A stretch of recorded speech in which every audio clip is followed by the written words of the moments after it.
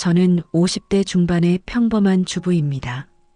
30년 가까이 교직에 몸담으며 아이들을 가르쳤고 남편은 중견기업에서 관리직으로 일하며 나름의 성공을 이루었습니다.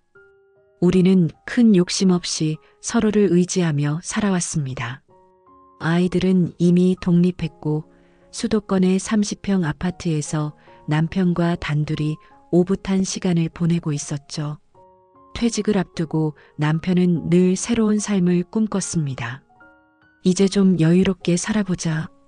바쁘게만 달려왔으니 우리도 취미나 여행 같은 걸 즐기며 살자. 그 말에 저도 동의했어요.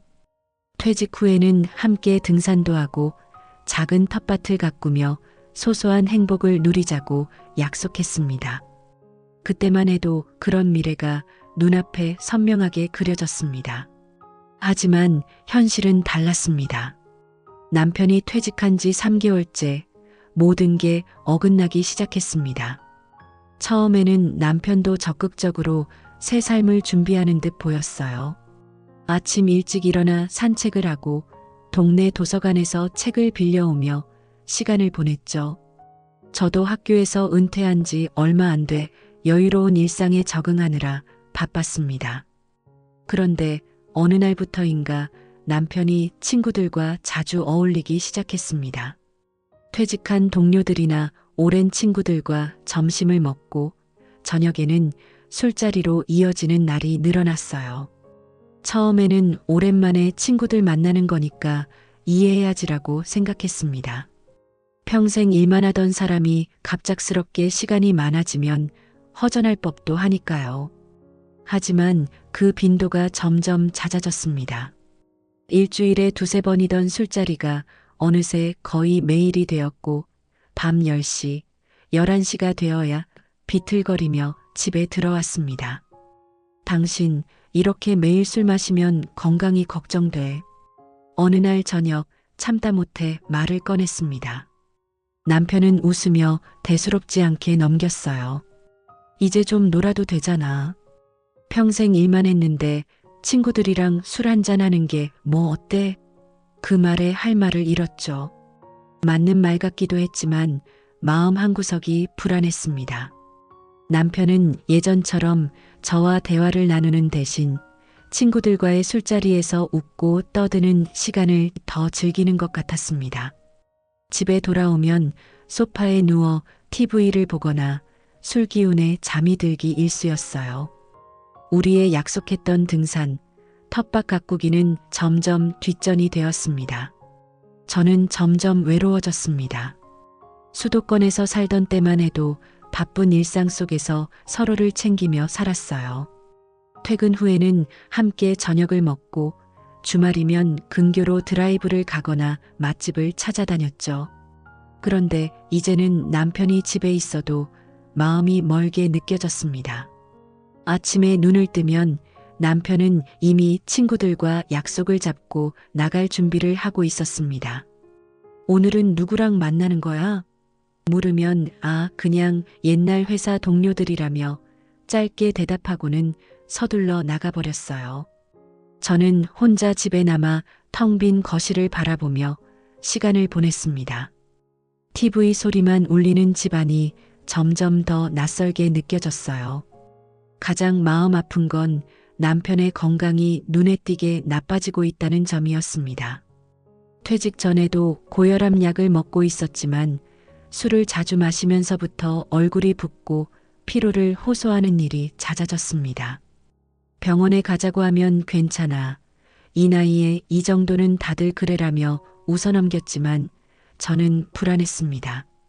어느 날 밤 남편이 새벽 2시에 들어와 소파에 쓰러지듯 잠든 모습을 보니 눈물이 났습니다. 이 사람이 정말 내가 아는 그 사람일까 하는 생각이 들었어요. 평생 가족을 위해 열심히 일했던 남편이 이제는 술로 하루를 채우는 모습이 낯설고 무서웠습니다.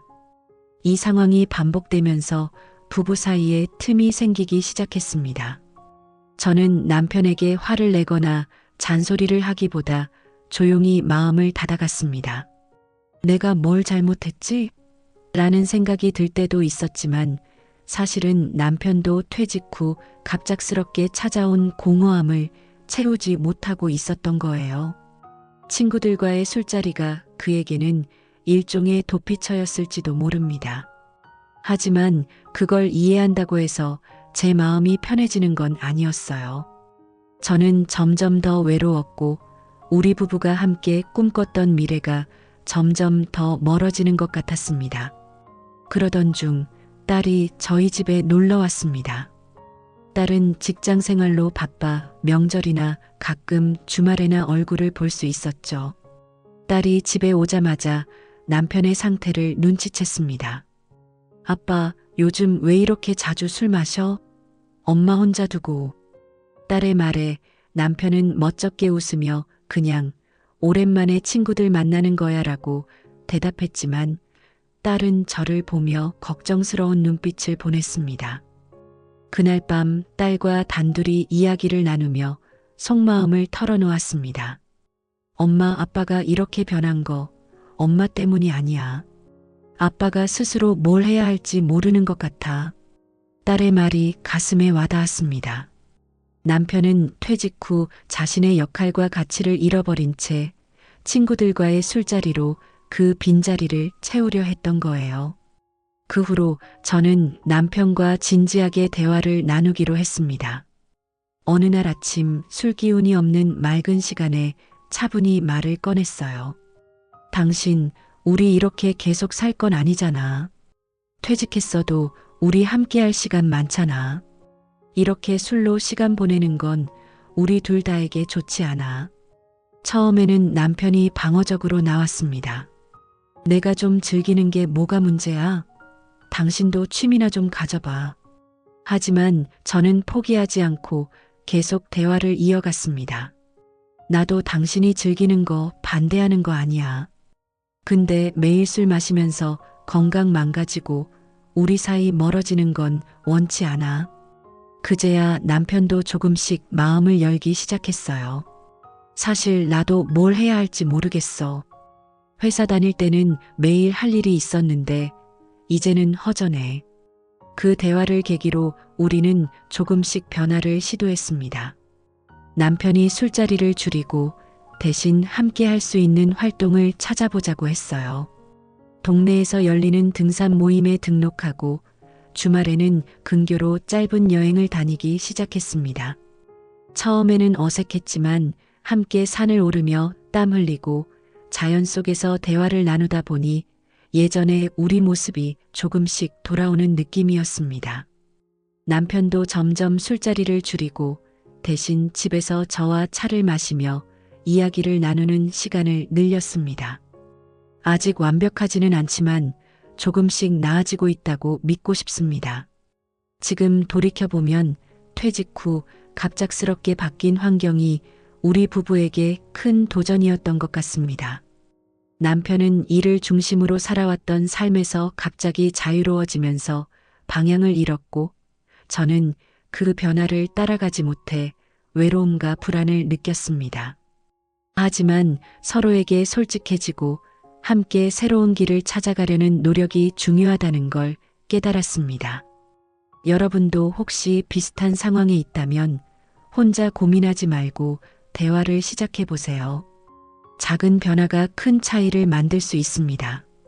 퇴직 후 남편의 변화는 저희 부부의 일상뿐만 아니라 감정까지 흔들어 놓았습니다. 처음에는 단순히 술자리가 늘어난 정도로만 생각했지만 시간이 지나면서 그 여파가 생각보다 깊다는 걸 알게 되었습니다. 여러분도 가족의 변화로 인해 마음이 흔들린 적이 있지 않으신가요? 그럴 때마다 어떻게 해야 할지 막막할 때가 많죠. 저희 부부의 이야기를 이어가며 그 속에서 우리가 어떻게 다시 서로를 이해하려 노력했는지, 그리고 어떤 실수와 깨달음이 있었는지 나누고 싶습니다. 남편이 술자리에 빠져들면서 저희 집의 분위기는 점점 더 무거워졌습니다. 아침이면 남편은 늦게 일어나고 전날 술 때문에 피곤한 기색이 역력했어요. 예전에는 아침 식사를 함께하며 하루를 계획하곤 했는데 이제는 제가 혼자 밥을 차리고 남편은 커피 한 잔 들고 소파에 앉아 핸드폰만 들여다봤습니다. 대화는 점점 줄어들었고 집안은 고요함을 넘어 적막함이 감돌았습니다. 저는 점점 더 외로움을 느꼈고 이게 과연 우리가 꿈꿨던 퇴직 후의 삶인지 의문이 들기 시작했습니다. 가장 힘들었던 건 남편과의 대화가 단절된 느낌이었습니다. 예전에는 서로의 하루를 공유하고 작은 일에도 웃으며 이야기를 나눴어요. 하지만 이제는 제가 말을 걸어도 응, 그래로 끝나는 경우가 많았습니다. 어느 날 저녁 남편이 또 늦게 들어와 소파에 누워있는 모습을 보고 참을 수 없었습니다. 당신, 우리 이렇게 계속 살 건 아니잖아. 내가 당신 옆에 있는 게 의미가 있는 거야? 제 목소리가 떨렸고 눈물이 고였습니다. 남편은 놀란 눈으로 저를 보더니 뭐야, 갑자기 왜 그래? 내가 뭐 잘못했어? 라며 되레 짜증을 냈습니다. 그 순간 정말로 우리 부부가 멀어진 게 아닌가 하는 두려움이 밀려왔어요. 그날 밤 잠을 이루지 못하고 많은 생각을 했습니다. 남편이 왜 이렇게 변한 걸까? 퇴직 후 갑작스럽게 찾아온 자유가 오히려 그를 혼란스럽게 만든 걸까? 저는 남편이 회사 다닐 때는 늘 바빴지만 그 안에서 자신의 역할과 책임을 분명히 알고 있었다고 생각했어요. 그런데 퇴직 후 그 모든 게 사라지면서 남편은 자신감을 잃은 것 같았습니다. 친구들과의 술자리는 그에게 일종의 위안이었을지도 모릅니다. 하지만 그 위안이 우리 부부의 관계를 갉아먹고 있다는 걸 깨달았어요. 며칠 뒤 저는 다시 남편과 대화를 시도했습니다. 이번에는 비난보다는 제 마음을 솔직히 털어놓으려 했습니다. 당신, 요즘 내가 많이 외로워. 우리 같이 시간을 보내고 싶어? 예전처럼 같이 웃고 같이 뭔가를 해보고 싶어? 남편은 처음에는 어색해했지만 점점 진지하게 듣기 시작했어요. 나도 사실 좀 힘들어. 회사 다닐 때는 매일 바빠서 정신없었는데 이제는 뭘 해야 할지 모르겠어. 친구들이랑 있으면 그나마 덜 허전해. 남편의 그 말이 저에게는 큰 깨달음이었습니다. 남편도 나름의 방식으로 퇴직 후의 공허함과 싸우고 있었던 거예요. 우리는 서로의 마음을 조금씩 이해하며 변화를 시도하기로 했습니다. 먼저 남편이 술자리를 줄이는 대신 새로운 취미를 찾아보자고 했어요. 남편은 예전에 사진 찍는 걸 좋아했었죠. 그래서 오래된 카메라를 꺼내 함께 동네 공원이나 근교 산책로를 다니며 사진을 찍기 시작했습니다. 처음에는 어색했지만 남편이 꽃이나 풍경을 찍으며 점점 흥미를 느끼는 모습이 보였어요. 저도 그 옆에서 함께 구도를 잡아주며 대화를 나누다 보니 오랜만에 웃음이 돌아왔습니다. 또한 동네 커뮤니티 센터에서 열리는 취미 강좌를 알아봤습니다. 남편은 목공 강의에 관심을 보였고 저는 도자기 공예를 시작해봤습니다. 처음에는 서툴렀지만 새로운 걸 배우는 과정에서 서로에게 응원을 주고받으며 가까워졌어요. 특히 남편이 만든 작은 나무 의자를 보고 제가 이거 진짜 멋지다 라고 칭찬했을 때 남편의 얼굴에 오랜만에 자신감이 돌아왔습니다. 그 모습이 저에게는 큰 위로였어요. 하지만 변화는 쉽지 않았습니다. 남편은 여전히 가끔 친구들과 술을 마시러 나갔고 그럴 때마다 저는 불안한 마음을 감출 수 없었어요. 한 번은 남편이 새벽 1시에 들어와 미안해, 오늘 좀 과했나 봐라고 말했을 때 저는 화를 내고 싶었지만 꾹 참았습니다. 대신 다음 날 아침 차분히 말했어요. 당신이 친구들 만나는 거 이해해. 근데 우리도 같이 좋은 시간 보낼 수 있잖아. 우리한테도 기회 줘. 그 말에 남편은 고개를 끄덕이며 알았어. 노력해 볼게라고 했습니다. 이 과정에서 저도 깨달은 게 많았습니다. 퇴직 후의 삶은 단순히 시간이 많아진다고 행복해지는 게 아니라는 걸요. 오히려 새로운 목적과 역할을 찾아야 한다는 걸 알게 됐습니다. 남편에게만 변화를 요구하기보다는 저도 적극적으로 새로운 일상을 만들어 가야겠다고 다짐했어요. 그래서 저는 동네 도서관에서 독서 모임을 시작해 봤습니다. 처음에는 낯설었지만 책을 통해 사람들과 이야기를 나누다 보니 제게도 새로운 활력이 생겼습니다. 가족과의 관계도 조금씩 회복되고 있었습니다. 딸이 주말에 집에 올 때면 남편과 함께 딸이 좋아하는 음식을 만들며 시간을 보냈어요. 딸은 아빠가 이렇게 요리하는 거 오랜만에 보내라며 웃었고 그 모습에 남편도 미소를 지었습니다. 작은 변화들이 쌓이면서 우리 부부는 다시 서로에게 의지할 수 있는 관계로 돌아가고 있었습니다. 변화의 시작은 작았지만 우리 부부에게는 큰 희망이 되었습니다. 남편이 술자리를 줄이고 함께 새로운 취미와 시간을 만들어가면서 집안의 분위기가 조금씩 따뜻해졌습니다. 하지만 삶은 늘 그렇듯 한 번의 노력으로 모든 게 해결되지는 않았습니다. 여러분도 변화하려다 좌절한 적이 있지 않으신가요? 그럴 때마다 다시 일어서는 게 얼마나 힘든지 저희 부부의 이야기를 통해 그 과정의 솔직한 모습을 나누고 싶습니다. 남편은 목공 강의를 다니며 점점 더 적극적으로 변해갔습니다. 처음에는 서툴렀지만 작은 선반과 의자를 만들면서 뿌듯해하는 모습이 눈에 띄었어요. 저도 도자기 공예를 배우며 새로운 사람들과 교류했고 그 안에서 제 나름의 즐거움을 찾았습니다. 하지만 여전히 남편은 가끔 친구들과의 술자리를 끊지 못했습니다. 특히 옛 동료들이 퇴직 후 모임을 가질 때면 남편은 그 자리에 끌리듯 나가곤 했어요. 이번만이야 그냥 가볍게 한잔하고 올게. 그 말이 반복될 때마다 저는 속으로 한숨을 쉬었습니다. 그러던 중 건강 문제가 불쑥 찾아왔습니다. 어느 날 아침 남편이 가슴이 답답하다며 병원에 가자고 했어요. 그동안 술을 자주 마시고 규칙적인 운동도 하지 않던 터라 저는 걱정이 앞섰습니다. 근처 병원에서 검사를 받은 결과 심장에 큰 문제는 없었지만 의사가 생활 습관을 바꾸라고 경고했어요. 술을 줄이고 규칙적으로 운동하세요. 이 나이에 건강 관리 안 하면 나중에 큰일 납니다.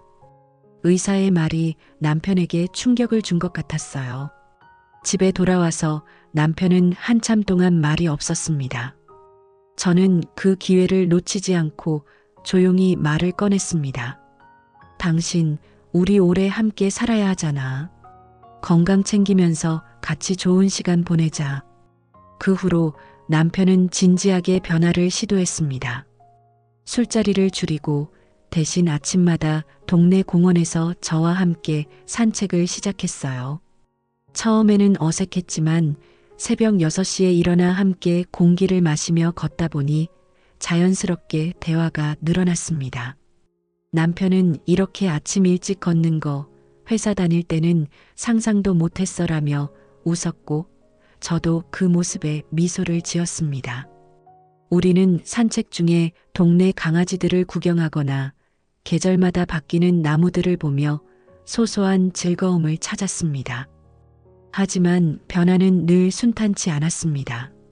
남편이 술자리를 줄였다고 해도 친구들의 전화가 오면 여전히 흔들리는 모습을 보였어요.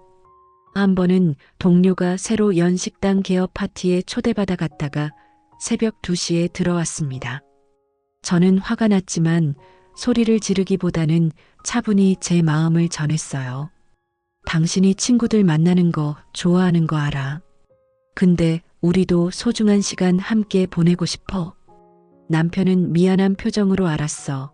내가 너무 생각이 짧았나 봐라고 했습니다. 그 후로 남편은 친구들과의 약속을 줄이고 대신 저와 함께하는 시간을 우선순위에 두기 시작했어요. 가족과의 관계도 점점 회복되었습니다. 딸이 주말에 집에 올 때면 우리는 함께 요리를 하거나 근교로 드라이브를 갔습니다. 딸은 아빠가 이렇게 집에 있는 모습 오랜만에 보내라며 기뻐했고, 남편도 딸과 시간을 보내며 웃음이 많아졌습니다. 특히 딸이 임신 소식을 전했을 때 남편은 이제 내가 건강해야 손자를 볼 거 아니야 라며 농담을 던졌지만 그 말 속에 진심이 담겨 있음을 알 수 있었어요. 저도 제 나름의 변화를 시도했습니다. 퇴직 후 집에서 보내는 시간이 많아지면서 저는 동네 독서 모임뿐만 아니라 자원봉사 활동에도 참여해 보았습니다. 지역 아동센터에서 아이들에게 책을 읽어주는 일을 시작했는데 그곳에서 만난 사람들과의 교류가 큰 힘이 되었습니다. 남편도 가끔 저와 함께 봉사활동에 동참하며 새로운 사람들과 어울리는 재미를 느끼기 시작했어요. 이런 거 할 때 회사 다닐 때보다 더 보람차네라는 남편의 말이 기억에 남습니다. 이 모든 과정에서 저는 퇴직 후의 삶이 단순히 자유로움을 즐기는 게 아니라는 걸 깨달았습니다. 새로운 목적과 의미를 찾아가는 과정이 필요했어요. 남편은 일을 중심으로 살아왔던 삶에서 갑자기 벗어나면서 혼란을 겪었고, 저는 그 변화를 이해하지 못해 외로움을 느꼈습니다. 하지만 서로에게 솔직해지고 작은 변화를 시도하면서 우리는 다시 가까워질 수 있었습니다. 지금 저희 부부는 여전히 완벽하지 않은, 하지만 나름의 균형을 찾아가는 중입니다. 남편의 술자리가 줄어들고 함께 보내는 시간이 늘면서 집안에는 다시 웃음이 돌아오기 시작했습니다. 하지만 여전히 작은 갈등과 도전은 계속됩니다. 여러분도 삶에서 완벽한 해답을 찾기보다 작은 변화로 큰 차이를 만드는 순간들이 있지 않으신가요?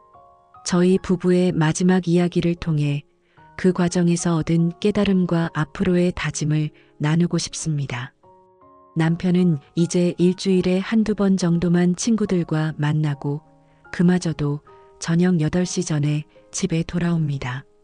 대신 우리는 아침 산책과 주말 드라이브를 일상으로 만들었어요.